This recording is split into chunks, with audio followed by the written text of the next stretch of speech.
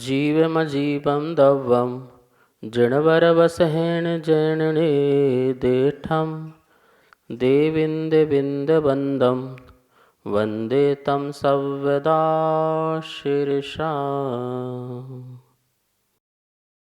द्रव्य संग्रह परम मांगलिक ग्रंथ है। आचार्य नेमिचंद भगवान द्वारा यह लिखा गया है। 58 इसमें गाथा है। प्राकृत इसकी भाषा है। 6 द्रव्य 7 तत्व 9 पदार्थ 50 मोक्ष मार्ग और ध्यान इसका इसमें विषय है। इसमें अपन जो है गाथा 57 नंबर की पढ़ी थी, जिसमें कहा गया था जो मुनि परम ध्यान की इच्छा चाहते हैं, सोचते हैं कि हमें परम ध्यान की उपलब्धि हो, तो कह रहे हैं परम ध्यान की उपलब्धि के जो साधन हैं, 3 साधन बताए थे। एक तो तप, दूसरा श्रुत और तीसरा व्रत। कहा कि इनको सदा ही तुम अच्छी तरह से इनका निर्वाह करना, पालन करना, तल्लधिये उसमें निरत रहना, लीन रहना। कहने का मतलब है तप के समय तप करना, श्रुत अभ्यास के समय श्रुत का अभ्यास करना और महाव्रतों के समय महाव्रत का पालन करना। ये जो है हमें नियम से अपने इन साधनों का ध्यान रखना है। साधन का अभाव नहीं करना, क्योंकि साधन के अभाव करते ही जो साध्य की सिद्धि है वो हो नहीं पाएगी। हम यहाँ पर देखें एक श्रावक और एक श्रमण। श्रावक भी तप करता है, श्रमण भी तप करता है। श्रावक भी श्रुत का अभ्यास करता है और श्रमण भी श्रुत का अभ्यास करता है। श्रावक भी अपने अनुव्रतों का पालन करता है और श्रमण अपने महाव्रतों का पालन करता है। तो फिर अंतर कहाँ पर है? अंतर यह है कि श्रावक जो तप करता है वो तप जो है उसका अभ्यास है। श्रुत का भी उसका जो है पूर्ण श्रुत का ज्ञान नहीं हो पाता है, तो उसका भी श्रुत का अभ्यास होता है। व्रत उसके महाव्रत नहीं हो पाते हैं, अणुव्रत हो पाते हैं। तो अणुव्रत भी महाव्रतों का एक अभ्यास है कि छोटे छोटे व्रतों को लेकर के वह पर आगे जाकर के बड़े व्रतों को ग्रहण करके मुनि बन सकता है। ये यहाँ पर बात है। तो कोई ये समझे कि श्रावक जो है तप श्रुत और व्रत का अभ्यास करते करते परम ध्यान को प्राप्त हो जाएगा, तो एक कथनचित हो सकता है कि इनका अभ्यास करके वो मुनि बन जाए, फिर मुनि बन करके परम ध्यान प्राप्त कर ले। तो ये भी एक जो है एक व्यवस्था है। लेकिन सोचे कि उसी अवस्था में रह के, अनुव्रत अवस्था में रह करके निश्चय परम ध्यान कर ले तो संभव नहीं है, ठीक है ना। लेकिन यदि आप अनुव्रत का पालन भी करते हो, प्रतिदिन स्वाध्याय आदि करते हो और अपने को तपाते भी रहते हो, तपस्या भी करते रहते हो, तो ये भी आगे चल करके हमें परम ध्यान का जो है निमित्त बन जाएगा, हेतु कारण बन जाएगा। इसलिए व्यर्थ है ऐसा मत समझना। आपकी साधना कोई व्यर्थ नहीं होगा, आपका श्रुत का अभ्यास व्यर्थ नहीं होगा। अब देखिए कोई श्रुत का अभ्यास करता रहे और लेकिन जब तप की बात आए तो बोले हमसे तो नहीं तपा जाता, हम तो इच्छाओं को नहीं रोक सकते, हम तो चाय नहीं छोड़ सकते हैं, हम रात्रि भोजन नहीं छोड़ सकते हैं, हम बाहर का खाना नहीं छोड़ सकते हैं, हम छने पानी का ही वस्तु ग्रहण करेंगे और दूसरी ग्रहण नहीं करेंगे, ऐसा नहीं छोड़ सकते हैं। तो जब आचरण की बात आती है, तप की बात आती है, तो पीछे भाग जाते हैं। और श्रुत की बात आती है तो हम घंटे घंटे स्वाध्याय कर लेते हैं। कुछ लोग तो ऐसे हैं कि 10-10, 8-8, 12-12 घंटे भी स्वाध्याय करते हैं। बोले हमारे घर में स्वाध्याय चलता रहता है। अच्छा, स्वाध्याय चलता रहता है और तप की बात आती है तो नहीं, वो तप तो हम नहीं कर पाते हैं, मर्यादा का हम भोजन नहीं कर पाते हैं, हम सामायिक नहीं कर पाते हैं, और भी जो चीज़ें हैं वो नहीं कर पाते, हम स्वाध्याय करते रहते हैं। तो यहाँ तीनों कह रहे हैं तप का अभ्यास भी हो, श्रुत का अभ्यास हो, क्योंकि तप का अभ्यास नहीं होगा तो इंद्रियां शिथिल नहीं होंगी। तप से ही इंद्रियां शिथिल होंगी, वरना विषय भोगों में ही लगी रहेंगी। यहाँ आप जो है शास्त्र का स्वाध्याय तो करोगे पर भोगों में भी लिप्त रहोगे, पार्टी शार्टी भी करते रहोगे, बाहर का भी खाता पीते रहोगे, अवक्ष का सेवन भी करते रहोगे, अमर्यादित वस्तु खाओगे पियोगे तो आपके शरीर में गंदगी होगी, तो बीमारी होगी तो साधना नहीं हो पाएगी। फिर आपको इंग्लिश दवाइयाँ खाना पड़ेंगी, अवक्ष का सेवन करना पड़ेगा। इंग्लिश दवाई में एल्कोहल होगा, उसमें मांस मदिरा आदि होगी, तो फिर आपका व्रत नहीं हो पाएगा, तो आपके व्रतों का पालन भी नहीं हो पाएगा। तो कोई सोचे कि शास्त्र के अभ्यास अभ्यास से अरे 33 सागर तक जो है सर्वार सिद्धि के देव शास्त्र का अभ्यास करते हैं, पर उस भाव से मोक्ष नहीं हो जाता उनका, अगले भाव से मोक्ष होता है। तो कोई सोचे कि हम भी ऐसे सुत का अभ्यास करते रहे, अगले भाव से मोक्ष हो जाएंगे, लेकिन उनका तो भाव निश्चित है ना कि अगले भाव से मोक्ष होना ही होना है, क्योंकि पहले वो मुनि बन करके साधना करके वहाँ पहुँचे हैं। लेकिन अभी तो हम मुनि भी नहीं बने और श्रावक यहाँ पर हैं और यहाँ पर तप नहीं करेंगे, व्रतों का पालन नहीं करेंगे, मात्र सुत का अभ्यास करेंगे, तो कैसे वहाँ तक पहुँचेंगे। इसलिए तीनों की बातें कही हैं। नेमी चंद्र स्वामी ने तीनों को साधन बताए हैं, और सबसे पहले तप ही लिखा है।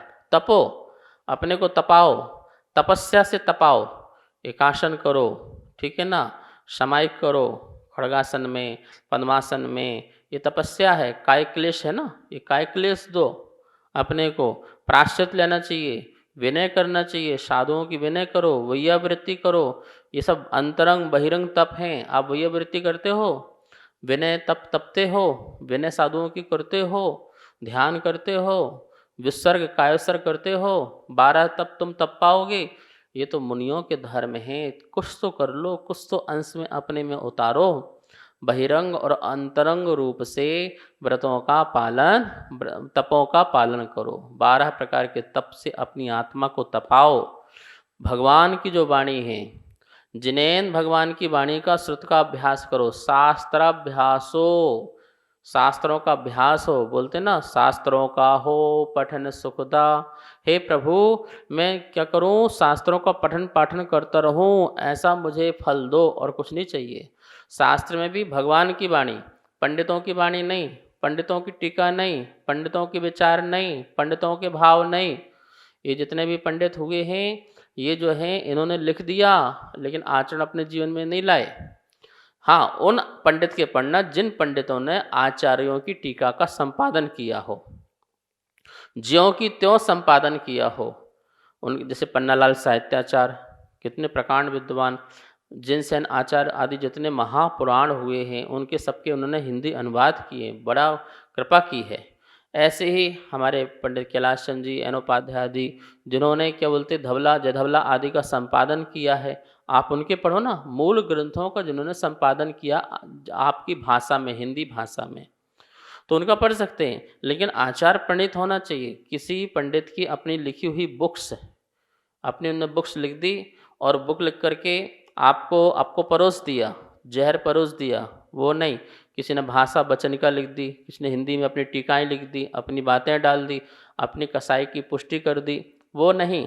ऐसे श्रुत का अभ्यास नहीं करना, भटक जाओगे। क्यों? क्योंकि तुम्हें परम ध्यान की प्राप्ति होने वाली फिर नहीं है। तो सत्य साहित्य जो आचार प्रणीत हों, परंपरा से आचार आए हों, उनके ग्रंथों का अध्ययन करो और स्वाध्याय करो। महाव्रतों का पालन, तप का आराधक, शास्त्रों का अभ्यासक और महाव्रतों का पालक, जो ये होगा वही जो है परम ध्यान की प्राप्ति कर सकता है और ध्यान रूपी रथ में आरूढ़ हो सकता है। भैया, रथ में बैठना है, सीधे ऐसे रथ में बैठना जो मोक्ष महल में जाकर के रुके, तो वो ध्यान का रथ है। धुरंधरो, जो ध्यान की धुरी को धारण करता हो। ध्यान की धुरी, रथ होता है ना, रथ में एक धुरी होती है, दोनों चकों के बीच में एक जो डंडा जाता है या लोहा जाता है, वो धुरी होती है।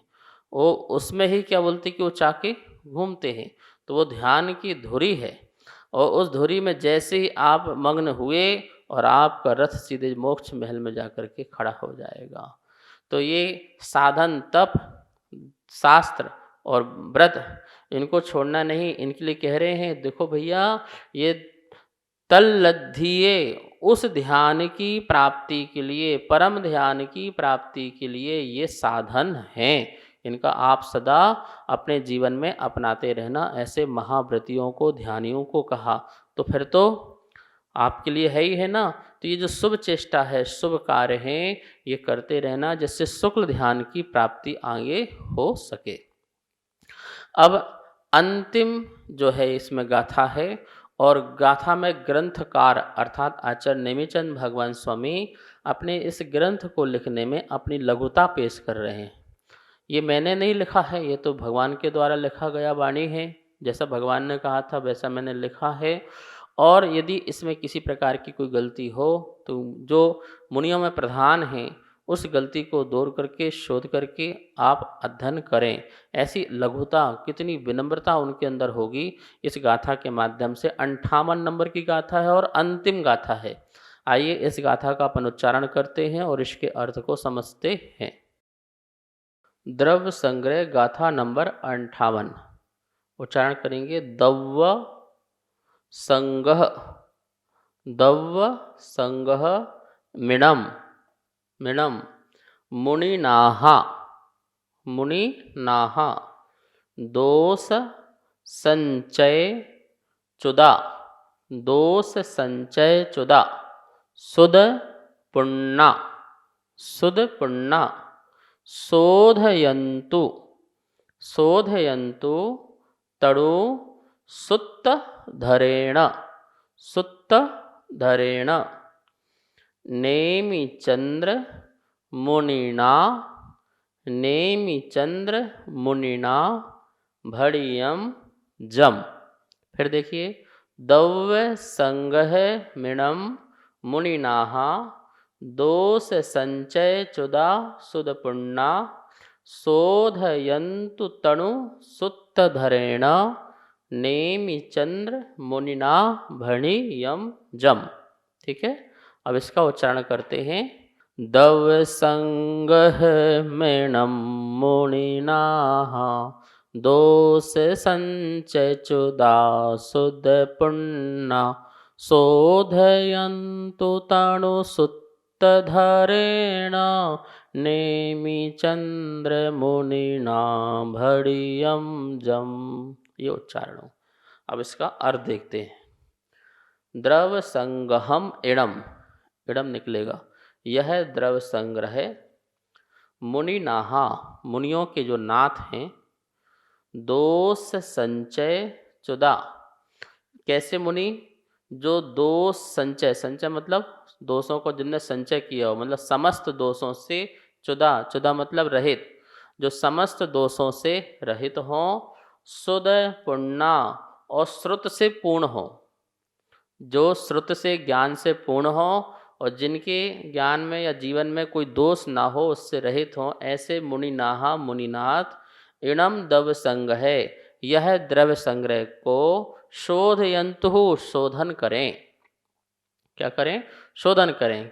यहाँ ये कहना चाह रहे हैं, यदि मेरे अल्पज्ञ के द्वारा, मेरे छदमस्त ज्ञान के द्वारा यदि किसी प्रकार का कोई गलत लिख गया हो, तो जो मुनि हो, विद्वान नहीं, पंडित नहीं, उनको कलम चलाने की जरूरत नहीं है। मुनिनाहा, जो मुनि हैं, जो श्रुत से पूर्ण हो और दोष संचय चुदा, समस्त दोषों से रहित हो, वो शोधयन्तु शोधन करें। क्यों? क्योंकि तणु सुत्त धरेण, तणु मतलब अल्प, सुत को धरेण धारण करने वाला, मैं नेमिचंद मुनिना, मुझ नेमिचंद मुनि द्वारा, नेमिचंद मुनिना मुझ नेमिचंद मुनि द्वारा जम भड़ियम जो कहा गया है। क्या कहा गया है? इणम दव संगहम, यह द्रव संग्रह कहा गया है। यदि इसमें कोई गलती हो तो जो दोषों से रहित हों, श्रुत से पूर्ण हो, ऐसे मुनिनाहा मुनिनाथ शोधयन्तु, क्या करें? शोधन करें। गाथा का अन्वय देखें। तणु सुत्त धरेण, थोड़े श्रुत को धारण करने वाले, नेमिचंद्र मुनिना, मुझ नेमिचंद मुनि के द्वारा, जम भड़ियम जो कहा गया है, इणम दव्य संगहम ऐसे इस द्रव्य संग्रह को, दोष संचय चुदा समस्त दोषों से रहित, शुद्ध पुण्ना मुनिनाहा और श्रुत में परिपूर्ण ऐसे प्रधान मुनि गुरुजन शोधयन्तु शुद्ध करें।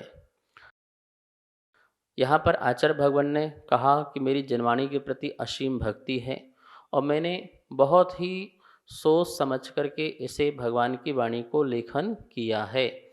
लेकिन फिर भी छद्मस्त काल है और छद्मस्त काल में कभी-कभी स्खलन हो सकता है।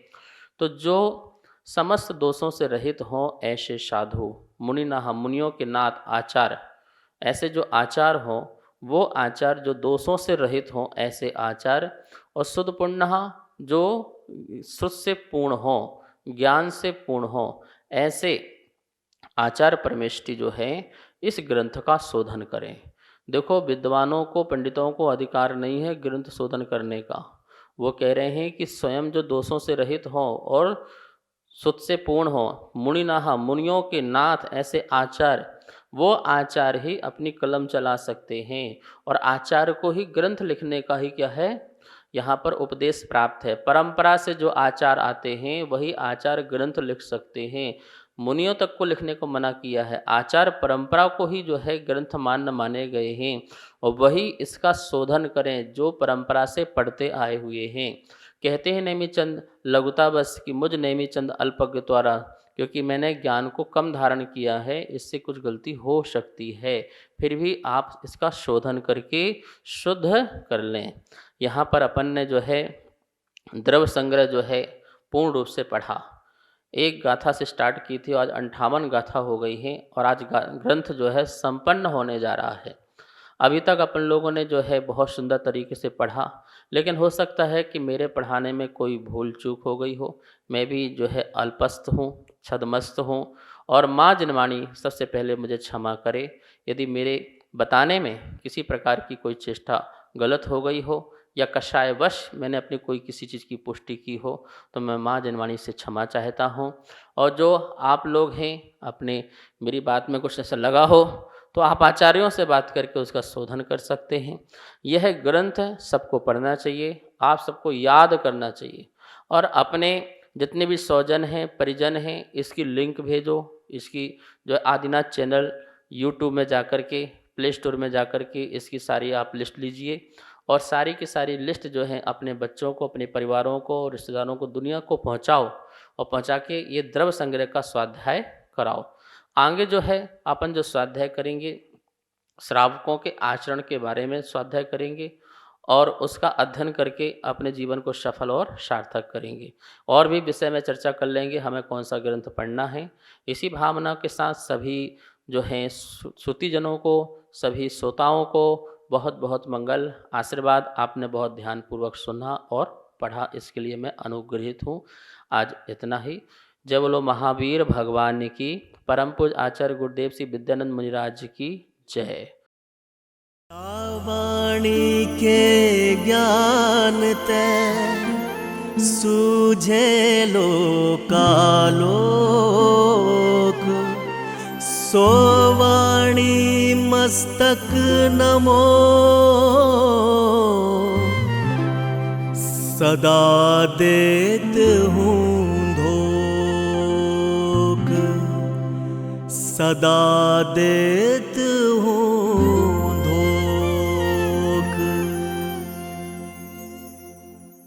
सबको बहुत बहुत मंगल आशीर्वाद।